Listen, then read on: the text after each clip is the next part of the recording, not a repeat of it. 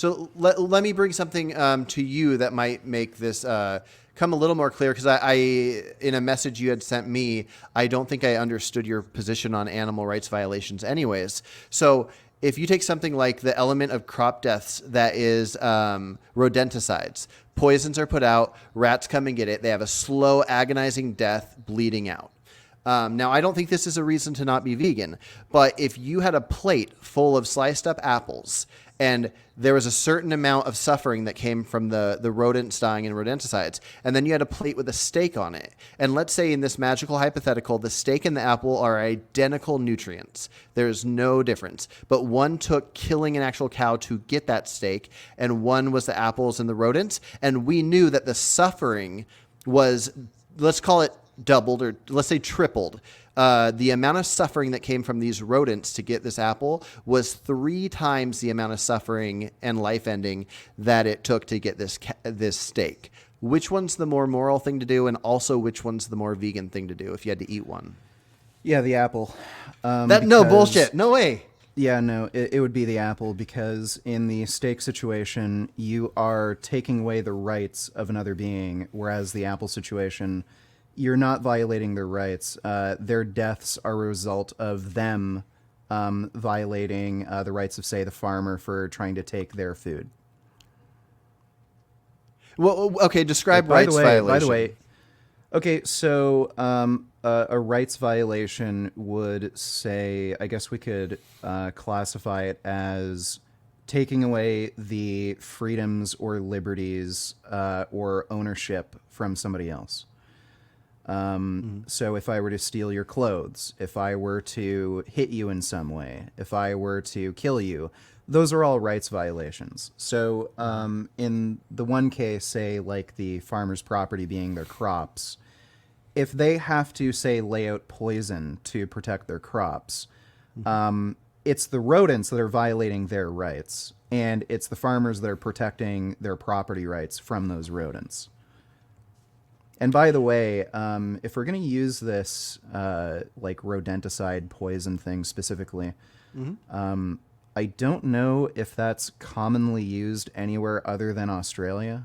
And those mouse plagues actually affect livestock as well. They leave out poisons in the meat industry for those rodents. So yeah, and I don't need to use it as a specific, this is what we need to stop doing, but mostly just to see where we are as far as how we feel.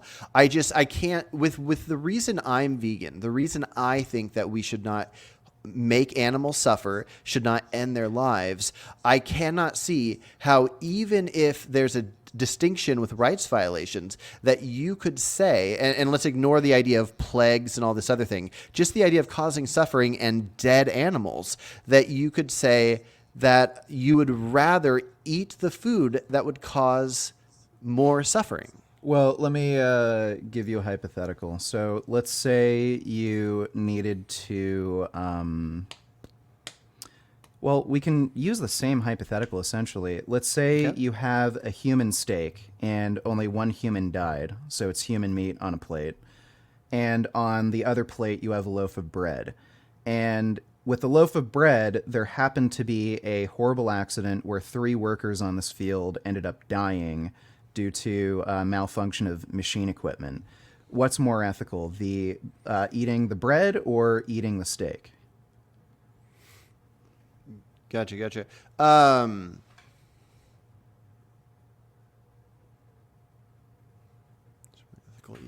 We can also change it too, so that it's not, say, just an incidental thing. Let's say that we were at war with another tribe or culture of people, and these people were trying to steal all of our food.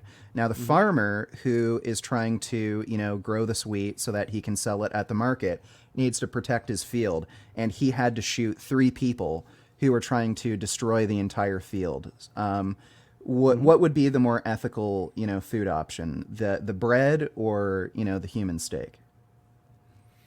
Sorry, I might have missed part of it. So there were humans trying to destroy the field, and he killed them, and you could be eating them, and then no. What was the other aspect? What I'm saying is, I gave you 2 different hypotheticals. they both mean the same thing, essentially. So more death occurred to produce the bread versus the human meat steak.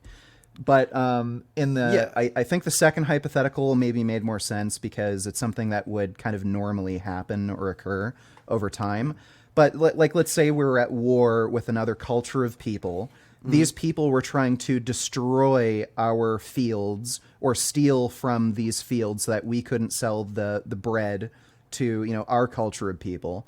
If the farmer for each loaf of bread, say, had to kill 2 people to produce a loaf of bread to protect his crop from this other invading culture, would eating human meat steaks be more ethical than eating the bread? Yeah, I think part of it would come down to the legal system. Well, we're talking about morality. It doesn't really matter what's written in the books. I'm just asking you, what do you think would be more moral? Gotcha. Because in the one sense, I think the farmer is doing something perfectly ethical, which is protecting his property. If that results in death, then that's the fault of the people violating the rights, not his. Versus you are taking the rights away from a human being in a systematic fashion. What if the people that he was protecting the farm from had no clue they were doing anything wrong? Yeah, I wouldn't care. Same thing. Interesting. We can apply this principle. If you think it changes the action, if they know what they're doing is wrong. If somebody was committing rape and they didn't know it was wrong, do you think the woman would have a right to use lethal force to stop herself from getting raped? I would consider rape a bad action where the action of the rats trying to eat the crops and them not realizing humans claim that land as property, I would not consider that a wrong action. If I went to crops to take the food from the crops and there was like an alien species that it was their crops because they also live here and they went to kill me, I don't know exactly what that would mean, but I do know that it would mean that I didn't do anything wrong. But maybe they were... You personally don't have to be doing anything wrong from your perspective to violate somebody else's rights. So, like, again, if I was under mind control and I had no control over my own body and the person controlling my mind forced me to rape a woman, I'm not really I'm not necessarily doing anything wrong, but I am violating, but the other person's rights are being violated. But I can't be held responsible. I think that's what you're trying to... Well, what I'm trying to point out, and let's have the steak be a rat steak to make it easier.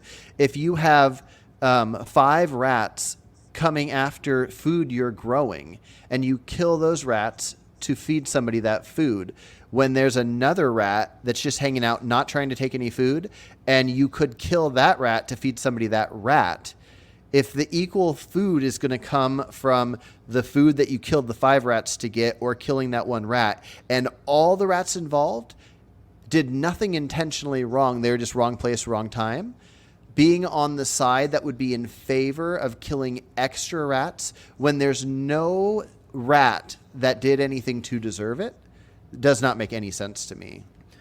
Yeah, there may be a threshold where I'd say, okay, if you could choose to kill 1 rat in some sort of systematic fashion where we're taking away the rights of rats in order to eat versus for each loaf of bread, you have to kill like 1 million rats.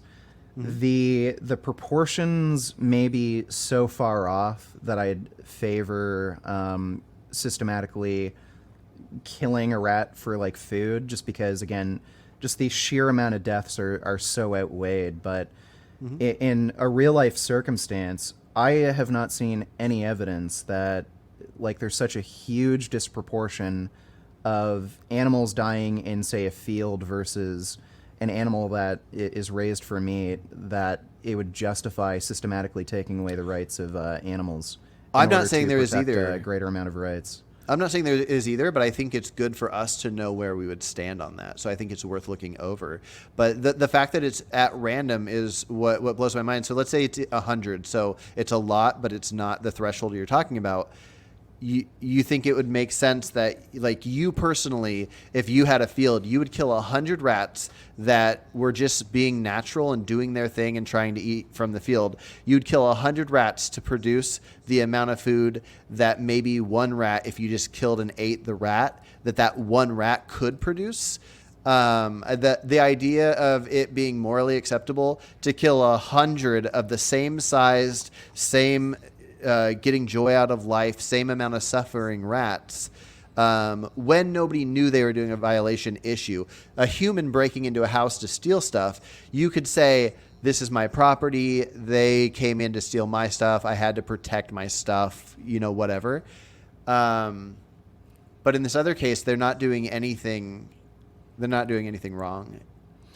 Yeah, I don't know if you're talking about a 100 to 1 ratio. I don't know exactly where the numbers would lie, but once you're starting to get around like single digit differences, like 2, 3 versus 1, I don't feel comfortable again with the idea of systematically taking away the rights of a class of animal or human just for the sake of the idea of reducing overall death or suffering. The rights seem to matter more to me. Like again, I can make a similar example where, let's say 10 men were raping one woman. You could either kill all 10 men to prevent that rape, or you could allow that woman to be raped and everybody lives. Like, I'd rather just murder all of them. Yeah, no, I would do that. So, like, well, I not even just rather. I'd rather take out all 10 than 9 of them. Well, that's what I said. I'd rather kill all of them than anything else. Than have a situation where everybody lives. Like, even if they were under mind control, I think I knew that they weren't doing. They didn't know what they were doing. I think I might even still. So I would do the same if it was 10 men raping a sheep. I'm not a utilitarian, so I don't think entirely on this idea that, okay, well, let's just look at what causes the least amount of suffering. I think more from a rights-based approach. Mm-hmm. Yeah. Well, I'm a utilitarian when it comes to animals in our current society where the legal system is not on their side. I'm not a utilitarian in principle or on when it comes to humans especially. But probably just not even in principle at all if the law were on one side. I wouldn't kill a cow to save 100 cows. But if it had to happen within a system where the law is not on their side, I would take that number difference.